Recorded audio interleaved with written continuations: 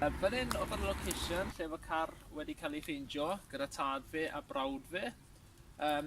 Difes i lawr gyda croten fi a gwyfodd tad fi i croten i mynd nôl a fes i lawr i gweld yr car a o'n i ffili ffeindio yr person yn yr car, so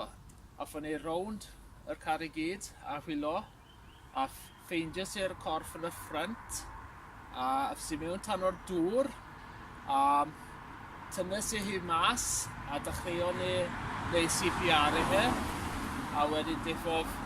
Paul wedyn i helpu hefyd i rhoi i mewn yn recovery position a roson ni gyda ers y polis a'r ambulance i dod fan hyn.